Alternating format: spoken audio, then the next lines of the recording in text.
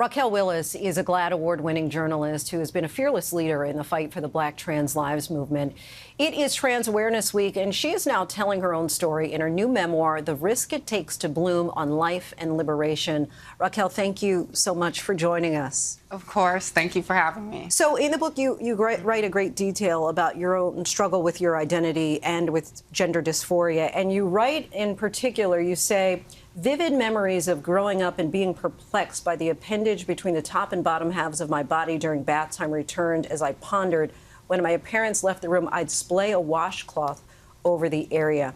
For those who question gender dysphoria, who even doubt maybe that it may even exist, how do you explain it?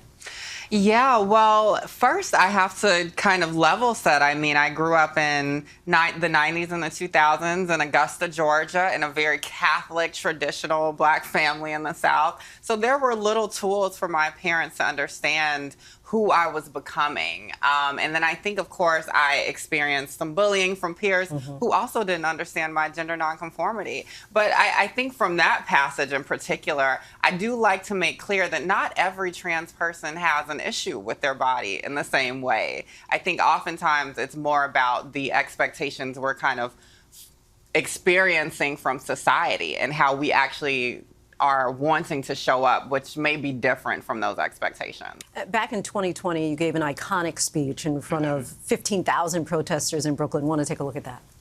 I want you, especially my Black trans folks, to hold every moment that you have been told that you're not enough, that you're not worthy of love and safety and housing and health care. I believe in Black trans power. I believe in Black trans power.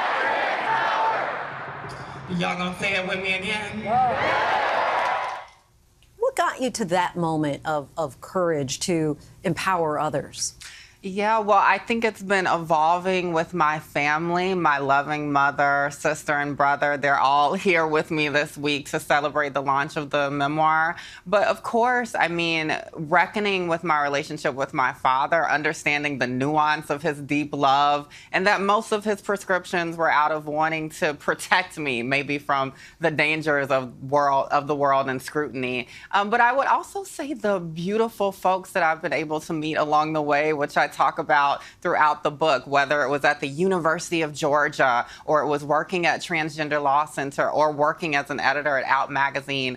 Our community is rich, and LGBTQ people, especially of color, are on the front lines of making our society more habitable for everyone. You talked about working at Out Magazine. During that time, you started an award-winning Trans Obituaries Project. Explain what that was. So the Trans Obituaries Project was an editorial project that I created to honor the lives of the trans folks of color, mostly women, who were murdered in the year of 2019. And so one of those folks who we did a deep investigative dive on was Layleen Polanco, a 27-year-old Afro-Latina who died in Rikers custody. And so I'm so proud that we launched a podcast with iHeartMedia, Outspoken Network, and School of Humans that focuses on her life, and it's called Afterlives. Today, you launched the first episode of Afterlives on iHeartRadio. Tell us about that project. Yes. So Afterlives, of course, is that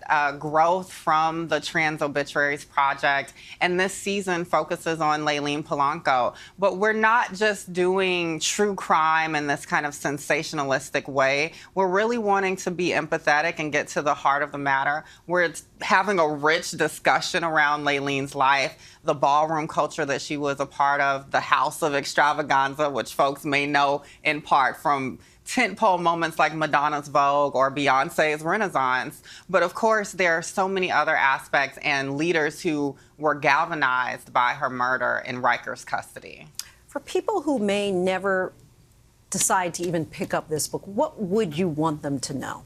Yes. Well, one thing I want to clarify that with Layleen, the other piece there, because I was able to write a letter to her, which really adapted some pieces from that project. But I think about someone, Layleen, who should still be there. And it's unfortunate that she died in Rikers custody.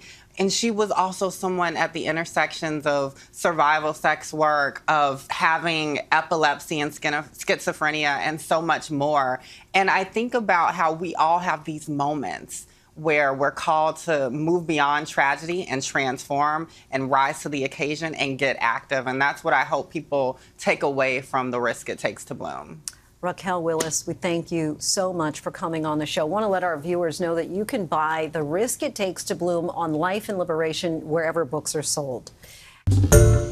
Hi, everyone. George Stephanopoulos here. Thanks for checking out the ABC News YouTube channel. If you'd like to get more videos, show highlights, and watch live event coverage, click on the right over here to subscribe to our channel. And don't forget to download the ABC News app for breaking news alerts. Thanks for watching.